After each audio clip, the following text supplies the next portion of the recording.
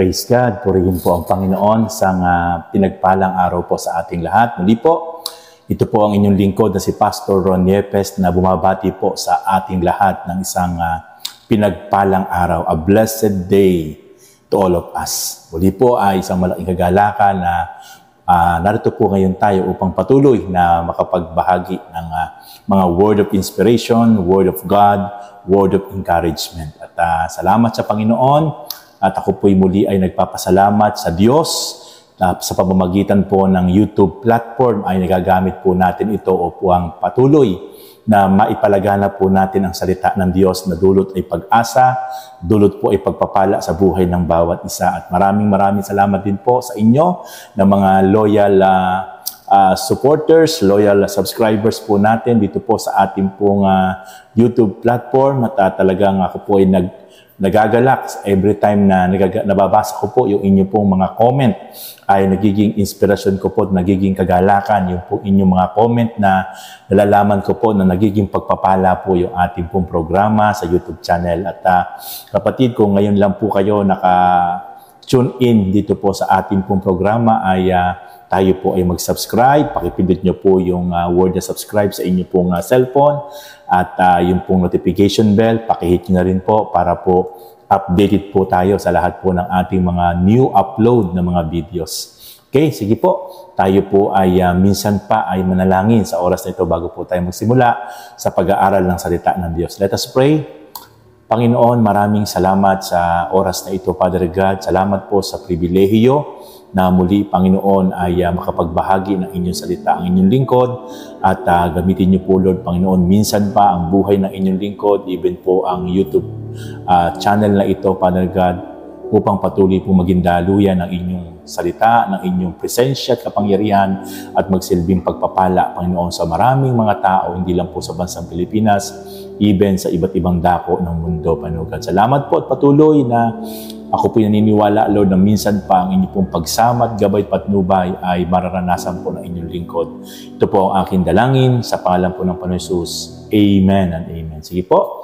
At muli po, tayo po ay makinig at mag-aral po ng salita ng Diyos.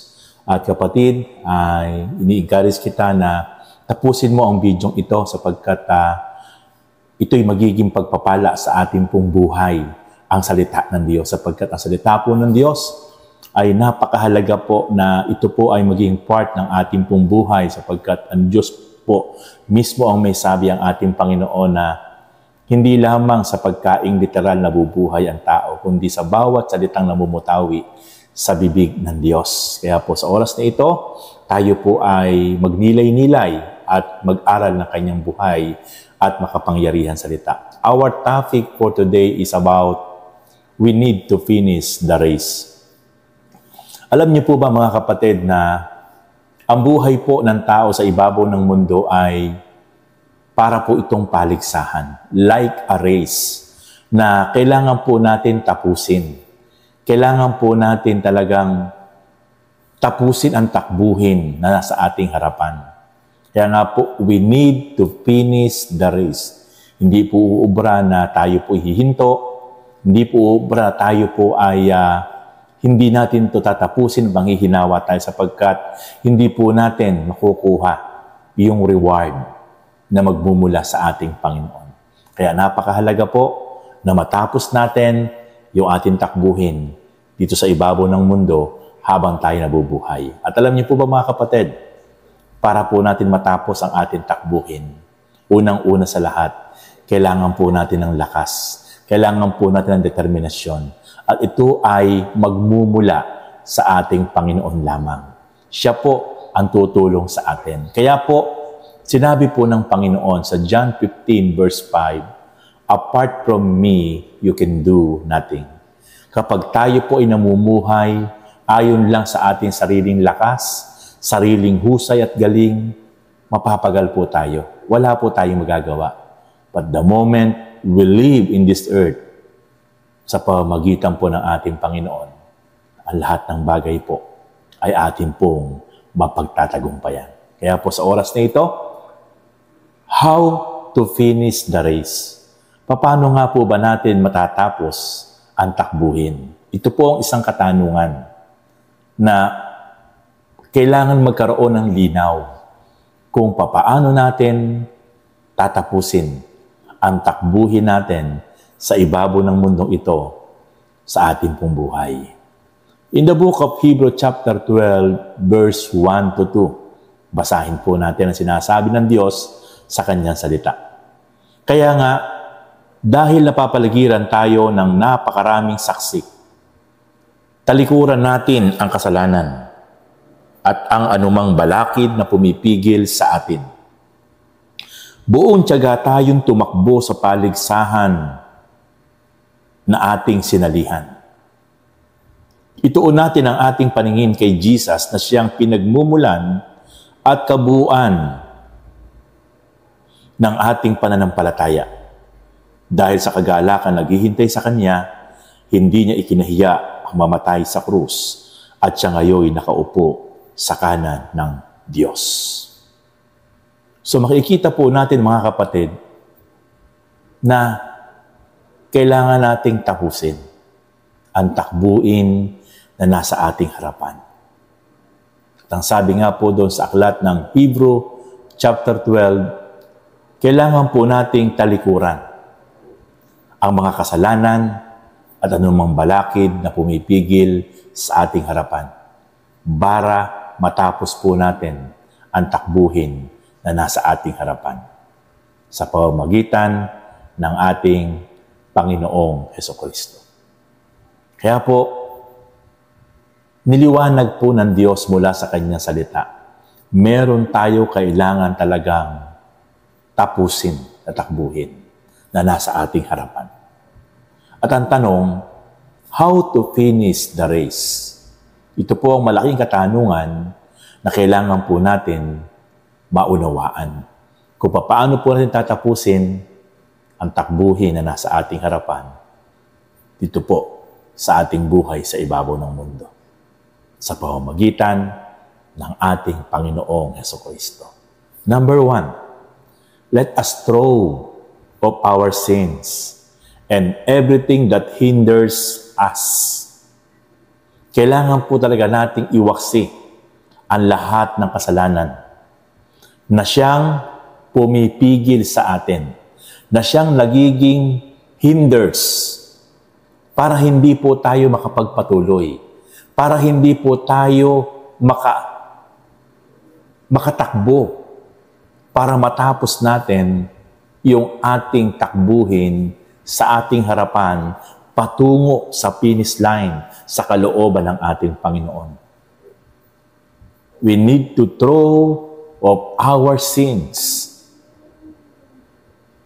at lahat ng balakid na pumipigil sa atin, kailangan po talaga natin itong iwaksi, talikdan, talikuran, para makapagpatuloy po tayo sa ating takbuhin patungo sa ating Panginoong Hesus.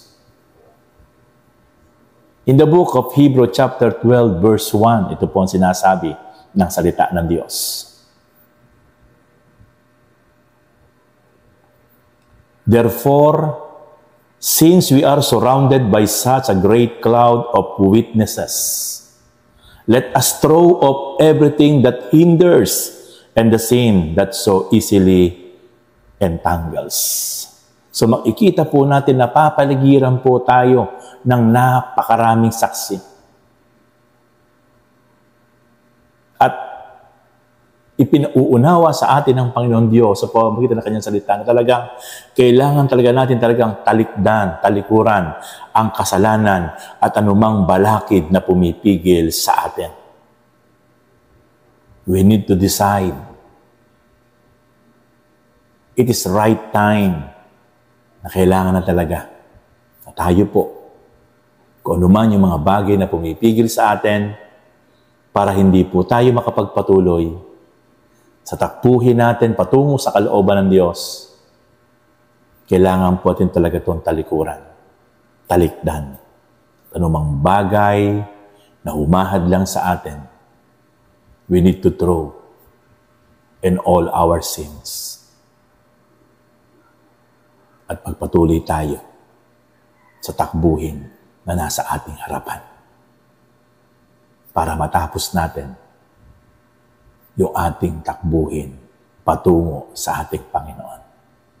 And the second point, let us finish the race with perseverance. Kailangan po natin talagang tapusin yung takbuhin ng may katyagaan.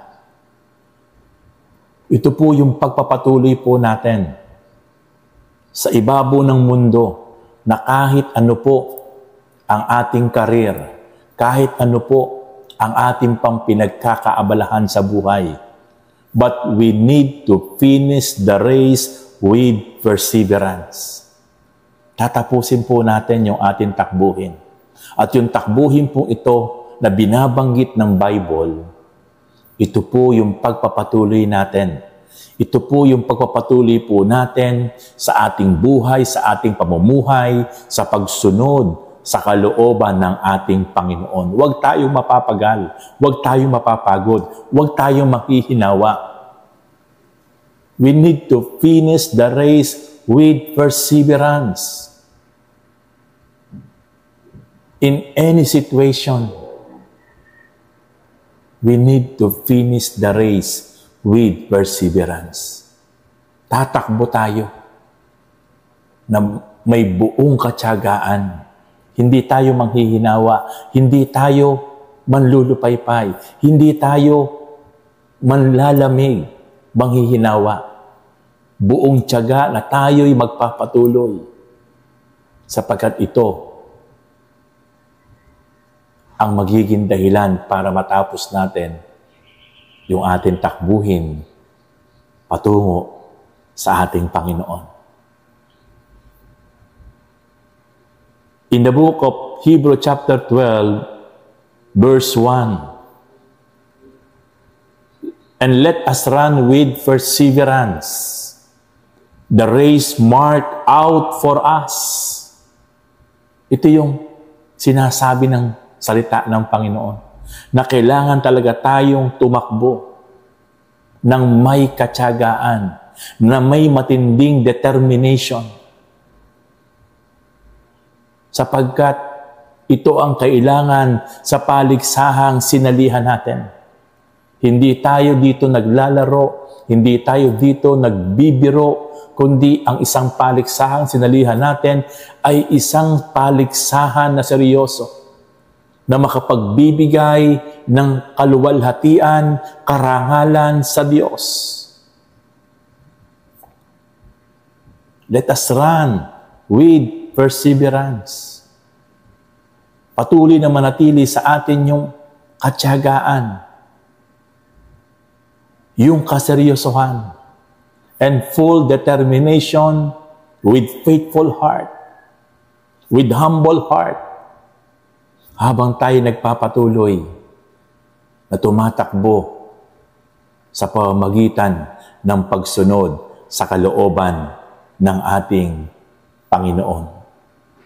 And the next point is, let us fix our eyes on Jesus. Habang tayo namumuhay sa ibabaw ng mundo, ituon lang natin ang ating paningin.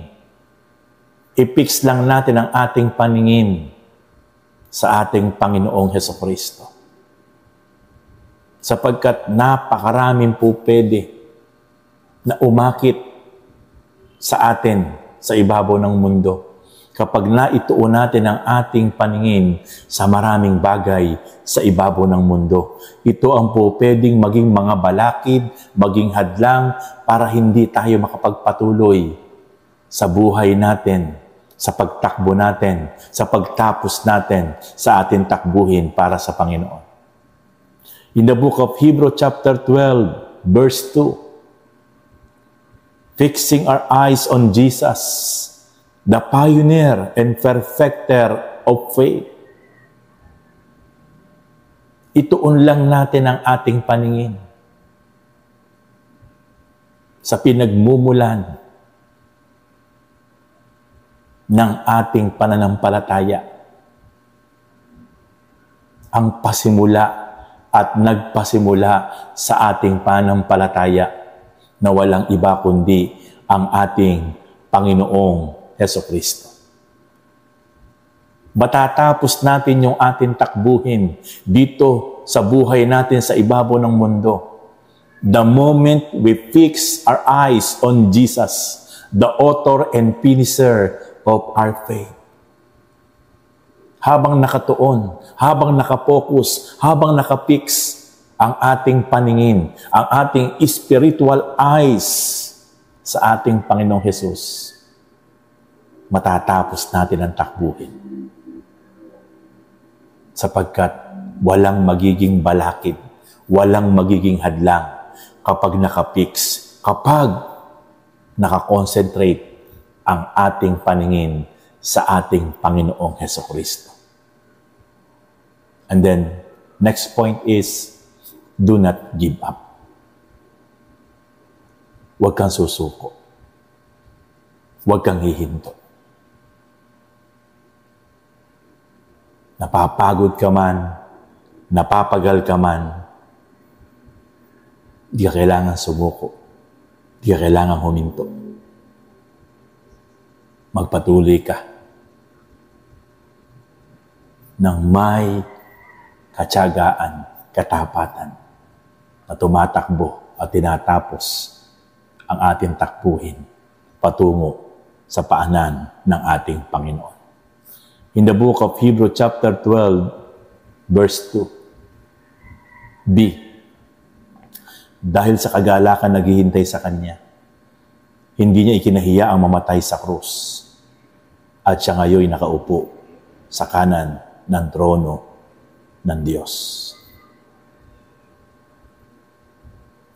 Ang ating Panginoon, hindi niya ikinahiya ang mamatay sa krus. Sapagkat ang mamatay sa krus during that time ay isang karumal-dumal at kahiyahiyang sitwasyon.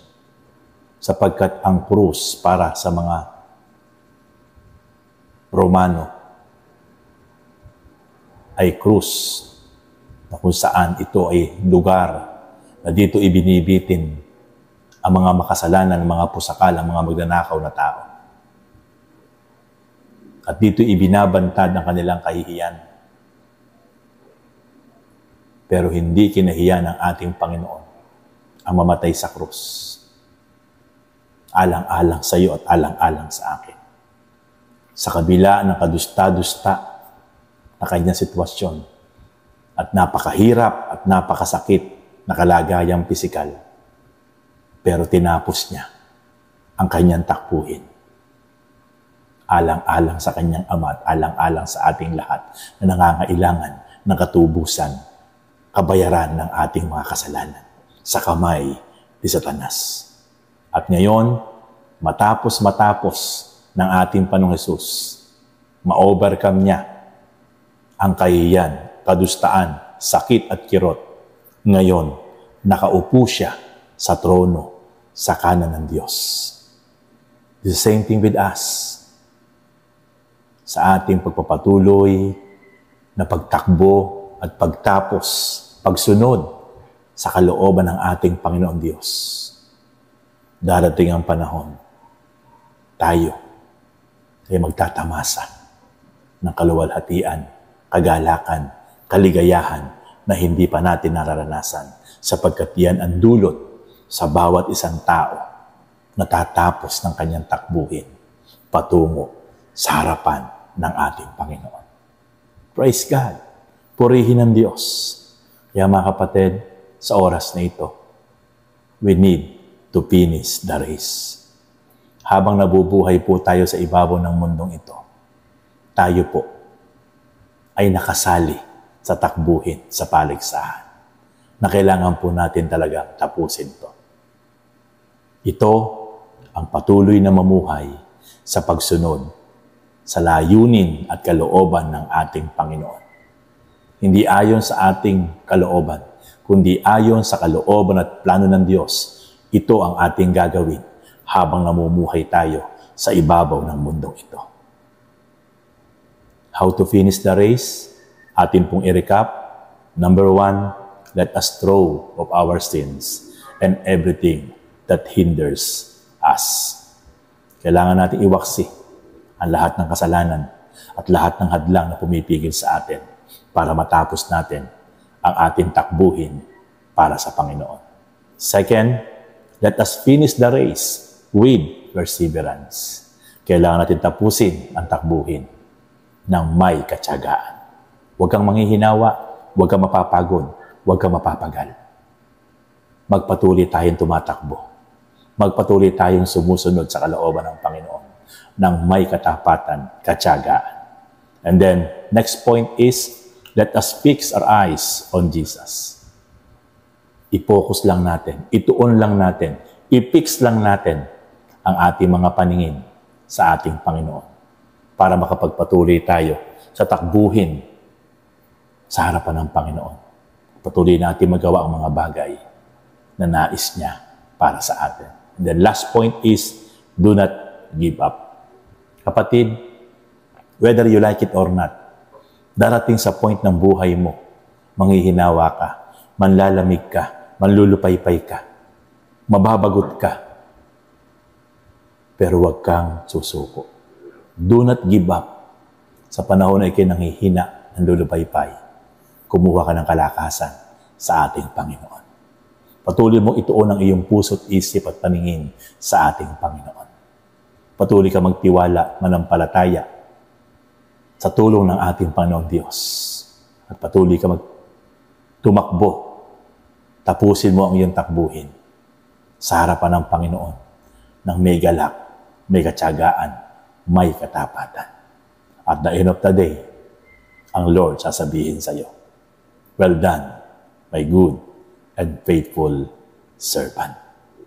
Praise God. Purihin ang Panginoon. Kaya kapatid, sa oras na ito, yan po ang salita ng Diyos na patuloy na ang dulot sa atin ay inspirasyon, kalakasan, kagalakan. Kapatid, sa oras na ito, kung ikaw man ay napapagal, napapagod na, nangihinawa na, kung ikaw man ay maraming mga katanungan sa iyong buhay, maraming confused sa iyong buhay, kapatid, sa oras na ito, magtiwala ka sa Panginoon. Ipagkatiwala mo lahat sa Panginoon ang mga bagay na minsan ay hindi mo naiintindihan. Sa Panginoon mo hanapin na kagalak at kalakasan at tiyak na ito'y iyong matatagpuan. Sige kapatid, tayo manalangin. Pwede ba ikaw ay pumikit ngayon at yumuko at tayo manalangin sa oras na ito? Panginoon, maraming salamat po sa oras na ito, O God. Salamat sa inyong mga salita. Tunay nga po, Lord, na kami po bilang mga tinawag niyo po, tinirang niyo po, mga nakakilala sa inyo, Panginoon. Kami po ngayon ay nasa isang paligsahan. Itong paligsahang ito ay kailangan po namin talagang tapusin. Magpatuloy kaming tumatakbo patungo sa inyong landas, patungo sa inyong kalooban. Amang banal sa pangalan po ng Panginoon Hesus, sa pamamagitan ng banal na Espiritu, patuloy po kami, Lord, na nagpapakumbaba, dumudulog sa inyo, Panginoon. Humihingi ng gabay at tulong, pangunahan niyo po kami sa aming pong patuloy na pagtakbo patungo sa inyong kalooban. Patungo sa inyong paanan, samahan niyo po kami sa pamamagitan ng banal na Santong Espiritu. Tulungan niyo po ang bawat isa po sa amin na matapos po namin ang mga takbuhin ito patungo sa inyong banal na paanan. Maraming salamat po, Lord, at patuloy po, O God, sa pamamagitan ng tulong ng banal na Espiritu. Patuloy po maranasan po namin ang katuwaan, kagalak at kalakasan, kapayapaan na nagmumula sa inyo sa pamamagitan ng banal na Espiritu sa amin pong pagpapatuloy na pagtakbo patungo sa inyong banal na paanan at kalooban. Salamat po, Lord, at sa oras na ito, Panginoon, dudulog ko po, Lord, sa inyo ang aking mga kapatid na ngayon po ay nakayuko at nakapikit, Panginoon. Hiling ko po't dalangin, O God, sa bawat isa na maaaring nanlulupaypay, nanghihina, may mga pinagdadaan ng iba't ibang trials, problems ng buhay, difficulties, financially, physically, mentally, emotionally, spiritually. Father God in heaven, in the name of Jesus Christ, patuloy ko pong dinudulog sa inyo ang aking mga kapatid na ito na kayo ang patuloy, Lord, na yumapos sa kanila. Kayo ang patuloy po magpadama ng inyong pag-ibig at pagmamahal sa buhay ng bawat isang mga kapatid. Lord, maranasan po nila, Panginoon, O God, I speak healing upon healing. I speak miracle upon miracle. I speak favor upon favors, O God. I speak provision upon provision sa buhay ng bawat isa. Maraming salamat po, Lord, at sa oras na ito, Father God, ako'y naniniwala, Panginoon God, na kayo ang patuloy na gumalaw at kumilos sa buhay ng bawat isa. At tunay nga po, Lord, na talagang nagtiwala at nanampalataya sa inyong magagawa, sa inyong pong kapangyarihan sa buhay ng bawat isa po sa amin. Lord, we back to you all honor, all glory, all praises. In Jesus' mighty name, amen and amen. In Jesus' name. Praise God. Muli, mga kapatid, ito po si Pastor Ron Yepes na patuloy na nagpapasalamat sa Diyos at muli ay muli na naman po ay tayo ay nakapag-aral ng kanyang buhay at makapangyarihan salita. And I believe na ang mga salita ng Panginoon na ating pong pinag-aralan ay naging pagpapala ngayon sa ating pong buhay espiritual. Patuloy lang po kayong sumubaybay sa channel pong ito sa Pastor Ron Yepes at patuloy lang po natin i-share yung mga videos para mas marami pa po na ating mga mahal sa buhay, mga kaibigan, relatives and family, neighbors ang mapagpala sa pamamagitan po ng programang ito. God bless you po and God richly bless you.